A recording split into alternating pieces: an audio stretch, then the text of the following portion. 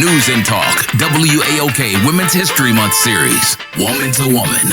Conversations with Juandolyn Stokes. Juandolyn sits down with Ayana Parsons, a bold and brilliant visionary who is the co-founder and general partner of the Fearless Fund, an investment firm designed to bridge the gap in venture capital, funding by investing in women of color. By providing funding, resources, and mentorship, the fund has empowered countless entrepreneurs to turn their visions into reality. Ayana Parsons' unwavering leadership and dedication has not gone unnoticed. Her efforts have sparked conversations, inspired action, and paved the way for a more inclusive and equitable future in the business world. She is highly sought after for her invaluable insights of diversity, equity, and inclusion. And now, Woman to Woman, conversations with Juandolyn Stokes and Ayana Parsons. Hi, I'm Juandolyn Stokes, host of On Point with Juandolyn Stokes, and welcome to my Woman to Woman series that I'm so glad to have sharing with us today an innovator, a trailblazer, and a change maker who grew up in the South. I want to welcome Ayana Parsons. Hi, welcome to Woman to Woman. How are you? I am great. Thank you so much, Juandolyn, for having me. I am delighted to be here today. Well, we're glad to have you. Now, first of all, tell us about, growing up in the South and how that shaped your worldview. Well, I am from a small town in Arkansas called Hot Springs. It's in central Arkansas, about an hour outside of Little Rock. And growing up in Hot Springs, born and raised, really shaped who I am. My mother is originally from Tuskegee, Alabama, and my father is from Jackson, Tennessee. So we have deep Southern roots. And both of my parents went to Tuskegee University for college. And so if you can imagine, growing up in central Arkansas, in a pretty segregated small city of Hot Springs, and having these parents who were fierce proponents of HBCUs, and certainly my mother as an activist in our community, that just really shaped who I am. My mother was and still is today, a social worker. She also worked for the housing authority in our town and was the first Black woman named school board president. And so I grew up admiring her, campaigning with her, and it really lit a fire in me to want to help those that have been underserved in many ways. And we can delve into any of that, Juandolyn, but that is how being from a small town in the South really shaped who I am. And certainly the disparities that I saw when you live on one side of the tracks versus another, the access to educational opportunities. Growing up in Hot Springs, I never saw or had a Black doctor, Black lawyer, and looking around and not seeing folks that look like you, that shapes you, and it makes you call into question why things are the way they are. And did that help to shape why you do what you do today, your passion for people, communities, and especially for women? Absolutely. It's pretty lonely being the only, and that's been a common thread throughout my life and career, even as young as being an elementary school student and being in the gifted and talented program and not seeing folks that look like myself, all the way up through the corporate ladder and being an executive in corporate America, not seeing folks that look like myself, all the way into entrepreneurship, not being able to raise these millions and millions of dollars in capital as an entrepreneur. That is absolutely one of the key reasons why I do the work that I do, to help create opportunities for those who are brilliant, talented, all the things, but just haven't had access to the exposure or the networks that help create opportunities. What is the problem and reason behind that? Because I see a lot and speak with a lot of professional women, smart, brilliant, always turned down for jobs. The opportunities are not there. And then also working in environments where they have to take on lesser roles that they're really overqualified for, and never seeing anybody on the top level or above them that looks like them. What do you do? Because that can be frightening. This happening for years in a woman's life. You're absolutely right, Juandolyn. And one of the things that I always say to women, and I do a lot of executive coaching, particularly women of color and Black women, is that you actually can be what you can't see. Because if we believed that we couldn't be what we couldn't see, then there would never be any pioneers or firsts. And we need more of us to pioneer opportunities and, quite frankly, pull those up who are coming behind us.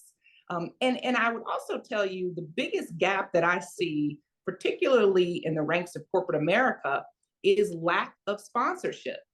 And Juandolyn, sponsorship is very different than mentorship. And I probably sound like a broken record. I've said this many, many times. We are over mentored and under sponsored. We need more of the folks that are in the seats of power, whether those are white men, white women, who cares what color, what gender, but the folks that are at the highest levels of leadership that will create pathways and opportunities for more of us. And a lot of that sponsorship happens privately, where people are saying your names in rooms that you're not in, where they're recommending you for opportunities, for assignments, for jobs. But that has to happen in order for things to change. And then the other piece of the equation, Juandolyn, you're gonna get me preaching here, but people don't want to talk about this other piece of the equation, and that is relinquishing of power.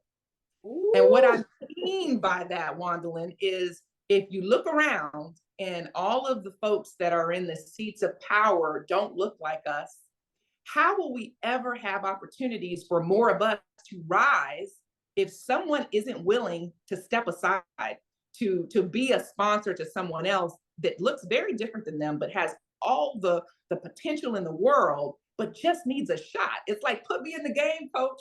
Well, I can't put you in the game, coach, if folks aren't willing to retire and step aside. Right. That is so true. So tell us about, as a co-founder of Fearless Fund. First of all, where'd the name come from? What's the origin of the name? Why'd you name it Fearless Fund? Well, I can't take credit for that. My business partner is the one and co-founder who came up with the name Fearless. But if you think about it, fearless doesn't mean that you just walk through the world without a care in the world, and that you just blindly are bold and fearless. But what it does mean is that you fear less. I still am fearful sometimes walking into rooms or walking into opportunities, but that fear goes down. And that fear goes down the more competent and the more confident you are. So that's really what the name is about. It's about boldly stepping into your power, boldly stepping into your purpose, boldly stepping into your opportunities. That's true fearlessness. Wow, that's great. And so what does Fearless Fund do overall? Well, Fearless Fund is the first venture capital fund created by women of color for women of color. And the fund was created about 5 years ago. And the purpose was to solve an unmet need. Black women in particular are the fastest growing demographic of entrepreneurs in America. They are starting companies at a faster rate than any of their white counterparts. But if you think about it, they are the most founded, yet the least funded. And there is a lot of data out there on the entrepreneurial ecosystem. But let me just share this because it's jarring, Juandolyn. In the last year, 2022, more than 288 billion with the B was deployed in venture capital funding. That was in 2022. Of that 288 billion that was deployed across all sectors, across all races, ethnicities, genders, 0.39% of that funding went to women of color. Wow. So that is why we do what we do, because 0.39, 0.39, a fraction of 1%. And that's to women of color. Black women, who again are starting businesses at a faster rate and higher rate than anyone else, 0.13%. Wow. That's alarming.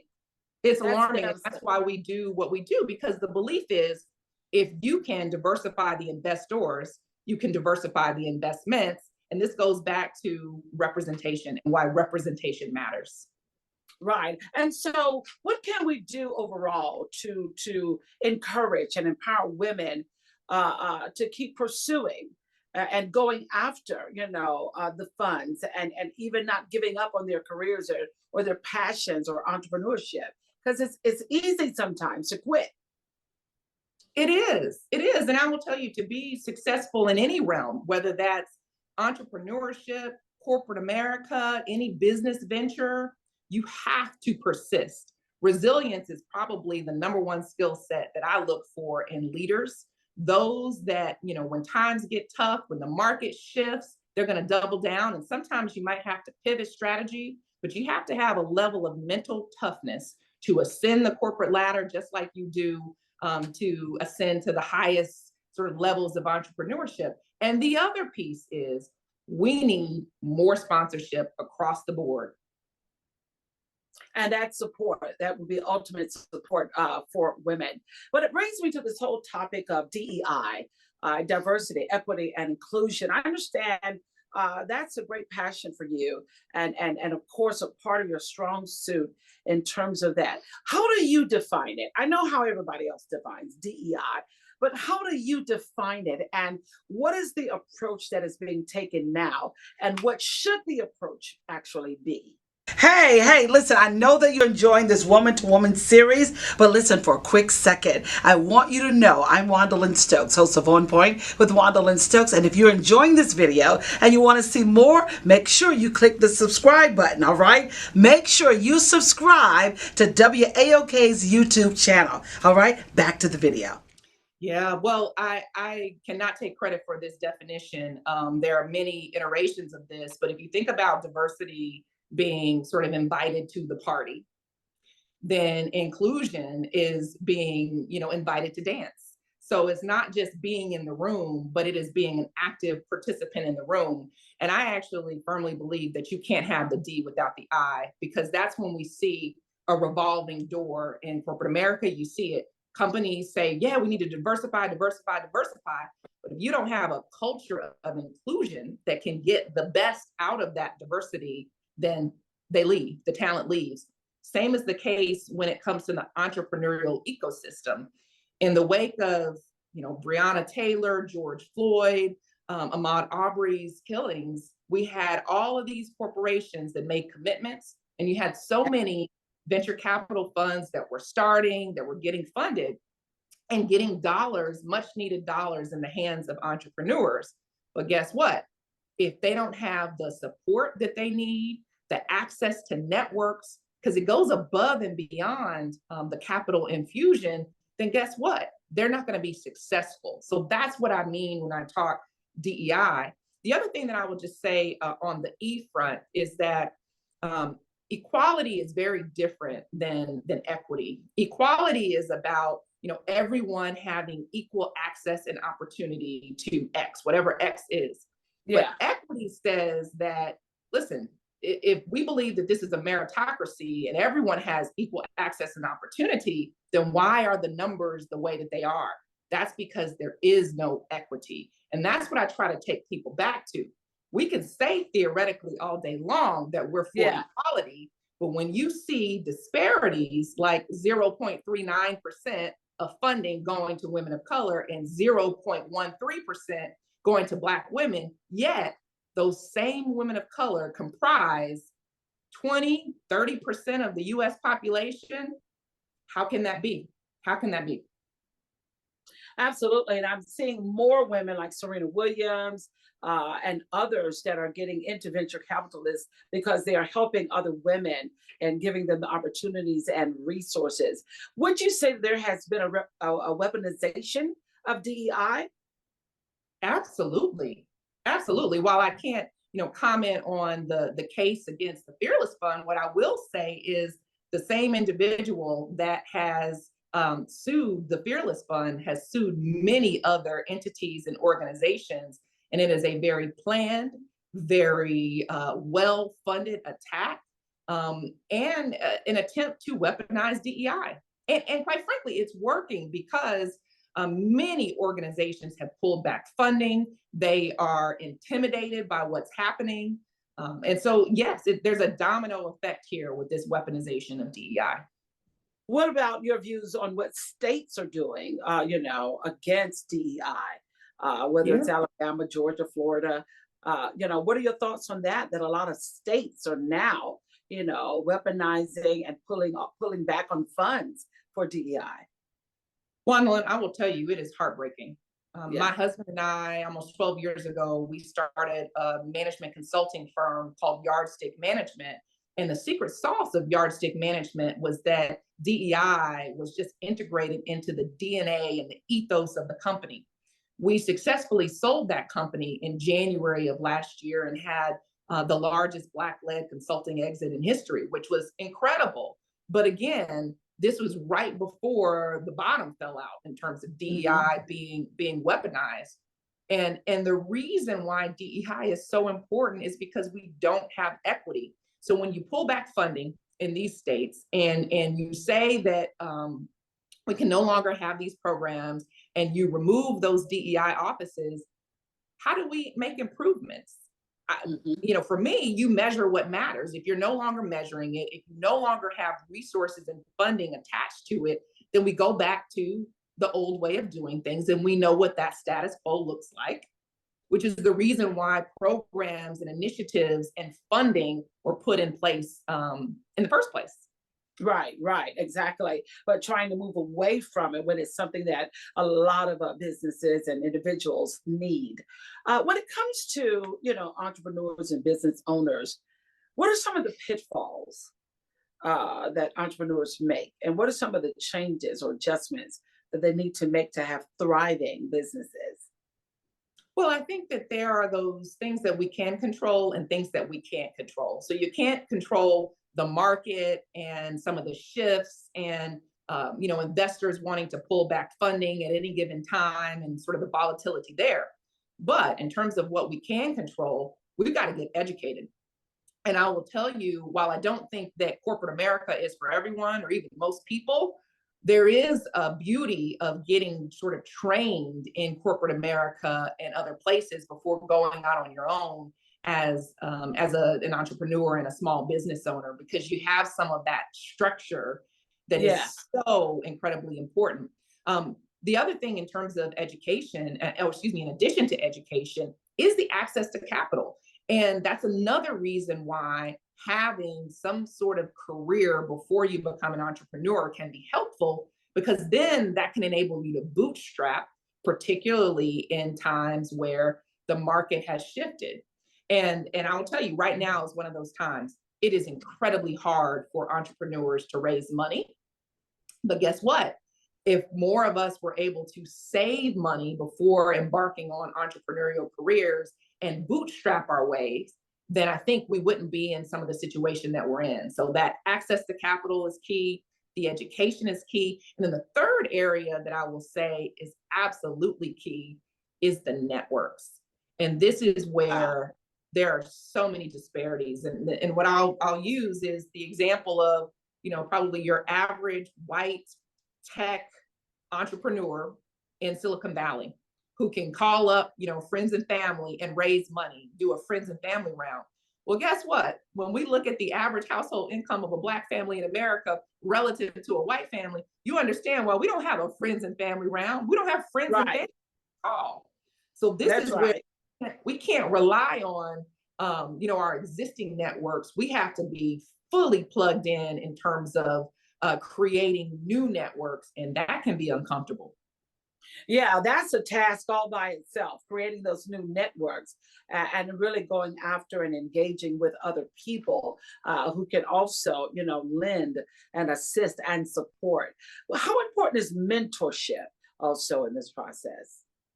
Well, mentorship is absolutely important, especially for small business owners and entrepreneurs who are just starting out. Especially in areas where they may be embarking on a business idea where they don't have a lot of experience. I think that's absolutely critical. And I will tell you, even as a venture capitalist, I've had many careers, and I often say that I accidentally fell into venture capital, but that was important to me when becoming a venture capitalist, to surround myself with mentors who had done what I was trying to do. So I'm very much a fan of getting wise counsel and advice from people who have done what you're trying to do. But I also think, as I said earlier, that mentorship has to shift to sponsorship at some point, where those same individuals who have the power, who have the access, are opening up their networks, opening up their Rolodexes, and creating opportunities. Is there an approach to developing different strategies to get sponsorship? I think there is. And so here's what I would tell you. Most people are comfortable being comfortable.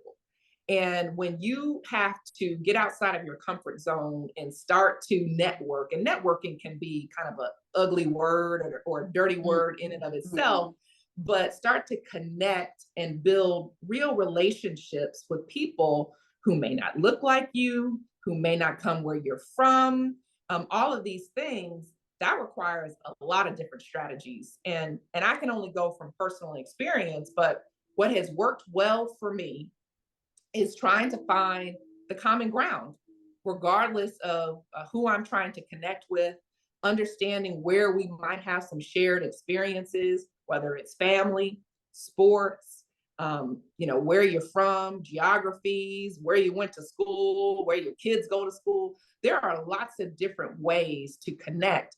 And it's a skill that you build over time when you are forced to connect with others. And I have the privilege of having moved probably 20 times in my career, Juandolyn. So I have figured out how you build relationships and how you build connections when you all of a sudden find yourself in a town or a city or a country where you don't know anyone.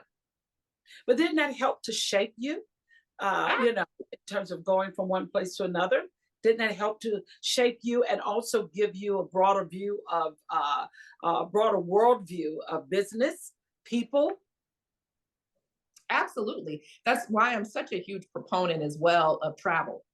Okay. And actually international travel as well for those that can do it. And I understand that too is a privilege, but getting some of that early exposure to different cultures, to different parts of the world, but even to dial it back, different parts of the country. Being from a small city in Arkansas, I can't tell you how many people don't leave the state or don't even leave a 60, 75-mile radius. And that's not unique. I mean, this happens in every part of the country. So you're right. Able, if you're from the South, to travel to the Northeast, or if you're from the South, travel to the West Coast, travel to the Midwest, even just sharpening that muscle of immersing yourself in different cultures, learning from those cultures, adding value to those cultures. That's a real skill set that can help people go far. And stress that a little bit more. Let's just take, for example, a woman starts a business in the South, but she's trying to reach people all over. She's trying to sell her product, goods, and services to people in the Midwest, to the North. What is just an approach that she should take if she's never traveled or been outside of the South? Well, number one, she needs to save some money and she needs to travel.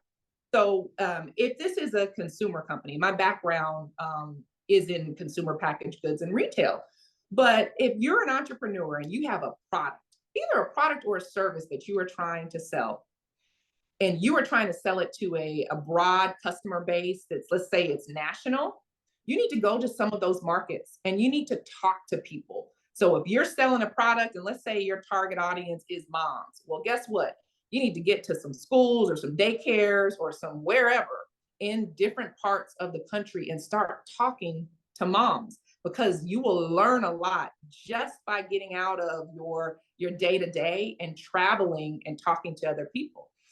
There are so many conferences these days for entrepreneurs to network and to sharpen their skills. And so even just signing up for a conference that's in another part of the country where you are going to meet people that are not where you're from, even that's great.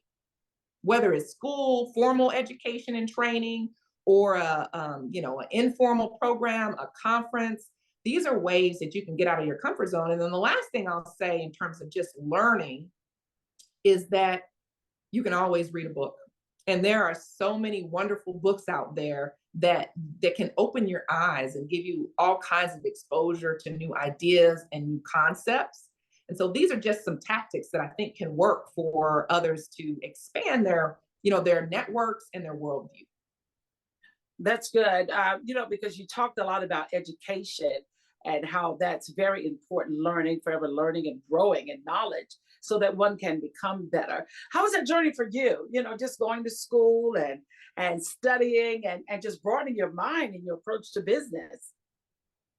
It has been absolutely critical to my continued growth and development.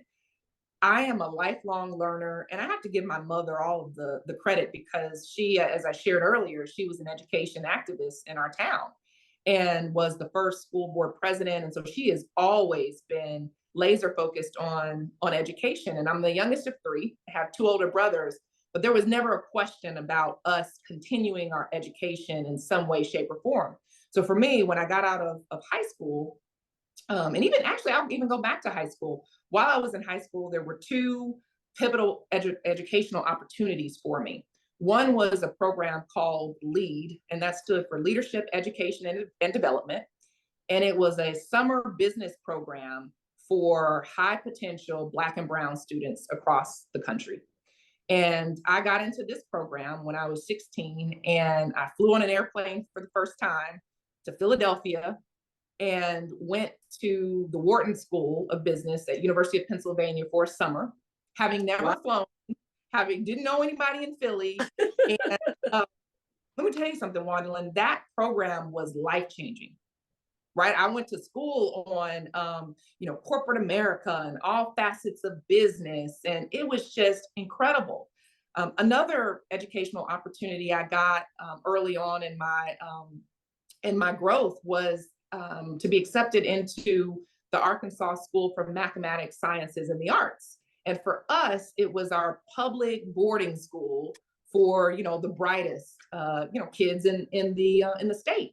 Yeah. And I didn't graduate from there. I stayed for a year. It was a 2-year program. It wasn't for me, but the exposure that I got was incredible. And this was before I even went to college. And then going to college at Florida A&M and Oral Roberts. I mean, when I tell you class was in session, FAMU opened my eyes to so many things. So education has been pivotal to me, but it doesn't stop or start in the classroom for me. Every day of every second that you are breathing, you have an opportunity to learn. And so education is one of those family values. What were some of the other family values that helped to shape you? Well, what I would tell you now that I have my own family, I have two young daughters who are 5 and 12, and my husband and I have been together for 19 years, married for almost 17, and we have a lot of mantras. So there are three things that we have done that I think are probably applicable for most people. So we have this framework that we talk a lot about that's sort of the opportunity equation. And what that means is you first need exposure.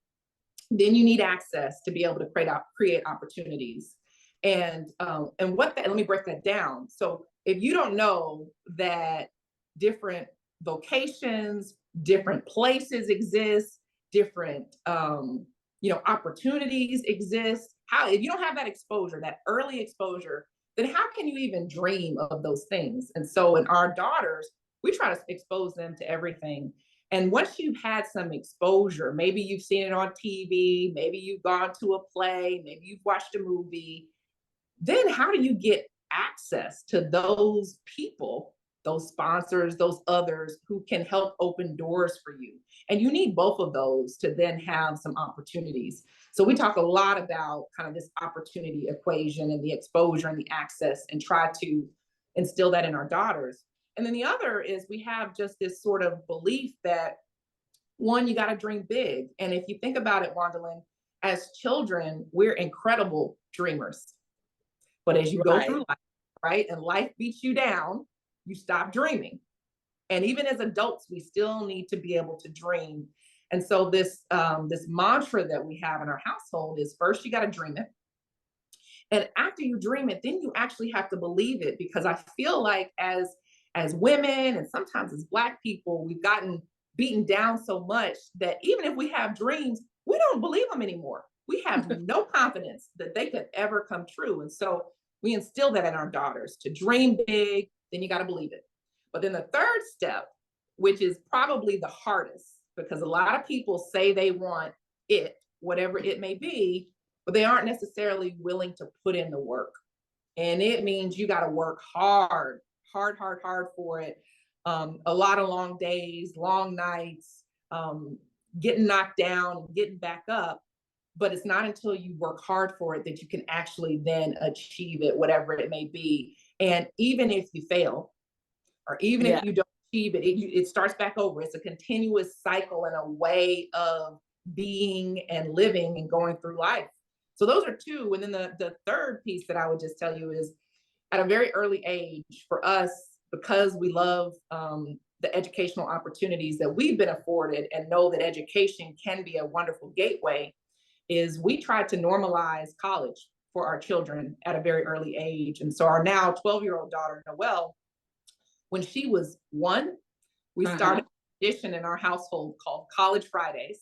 And every Friday, we would get a different college t-shirt that we would have her wear. And we would teach her a little bit about that school. But on Fridays, what we would do is we would try to find local college campuses, whether it was in Atlanta at the time or anytime we traveled, and go to a game. And we had a song, "It's College Friday." Hey, it's we made that thing fun. But guess what? At 5 years old, she was like, "I want to go here, or I want to go there," and it changes. Wow. But we just normalized this idea of being on a college campus, being in a college bookstore, going to a game. And we probably had, she's 12 now. She's probably visited somewhere between 30 and 40 college campuses and had exposure. So yeah. That's great. That's awesome. I wanted you to elaborate on, what does it take to build generational wealth? Ooh, okay. So this is a good one, Juandolyn, because a lot of people talk about building generational wealth. And I think, unfortunately, we don't really have a definition of what it is. So what I am certainly a proponent of is first defining it. And the way that I like to define generational wealth is this. Generational wealth is about getting to a point where your money is making so much money. The money that you already have and that you are investing is making so much money that you no longer have to work a day in your life, if you so choose. And your children and your children's children, that is their reality as well. Wow. And that takes a lot of money. Yes, it does. And a lot of work. But is it possible? Absolutely. Listen, I'm living proof that it's possible. Yeah. So absolutely, it is possible, but it takes, that's a whole nother segment, Juandolyn. But let me just tell you, sacrifice that is required. Because remember, we are 250 years behind our white counterparts because of racism. So the things that we have to do, particularly those that have gotten rich, not wealthy, but rich. And I define sort of rich, if you think about the average household income for a family of 4 in America, I think for Black folks, it is now up to somewhere around 40,000.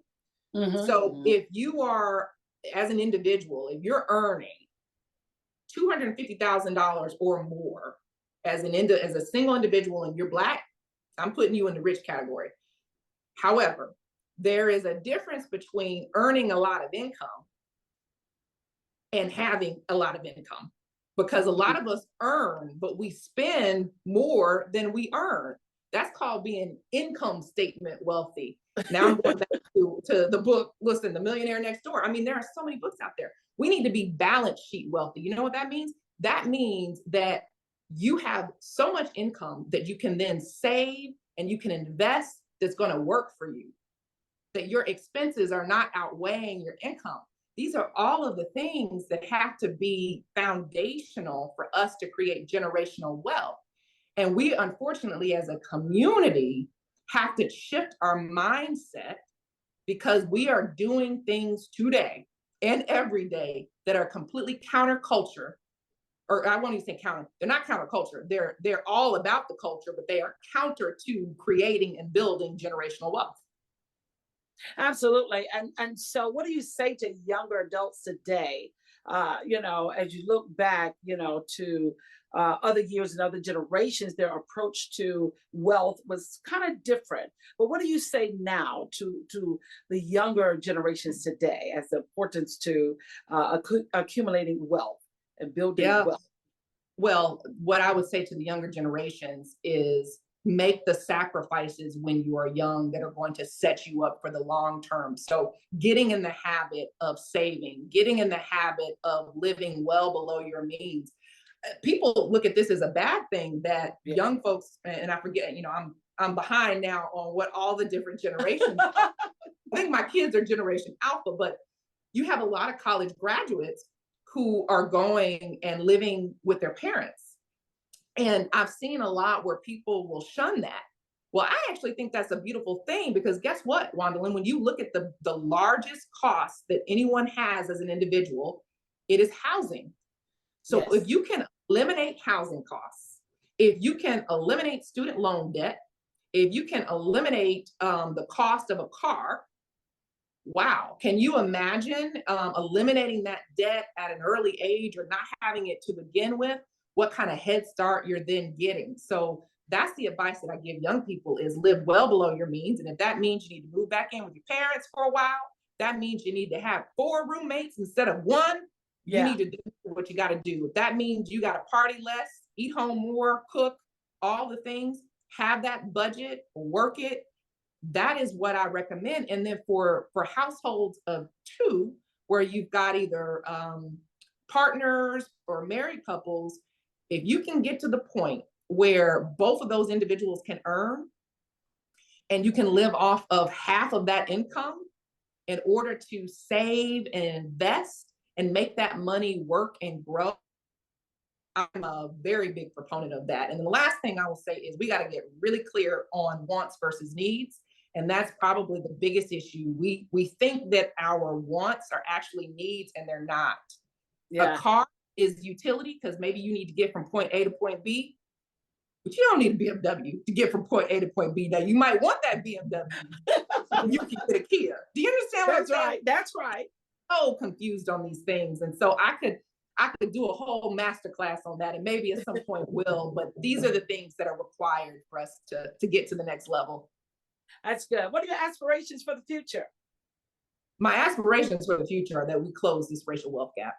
And I could be as someone who has achieved the American dream, but if more of us aren't where I am, that's what keeps me up at night. So I am laser focused in this next chapter of really helping us do that. Wow. Well, you're doing a great job, and we certainly appreciate all that you're doing, to just help empower, encourage, and inspire, and even challenge women and entrepreneurs, and helping them to grow their businesses and giving them access to opportunities and sponsorship and mentorship. And you stress the importance of networking. We appreciate you for sharing with us, woman to woman. How can people just connect or follow you on social media? Yes, well, you can. My website is www.ayanaparsons.com, and there's an S at the end of Parsons. Or you can follow me on Instagram at Ayana K Parsons. Awesome. Well, thank you so very much, and keep making a difference. We appreciate you. You're a gift to all of us. Thank you so much. Thank you, Ayana Parsons, right here. Venture capitalist, also strong in business and leadership, and a serial entrepreneur. Thank you for being a part of Woman to Woman right here on Point with Juandolyn Stokes.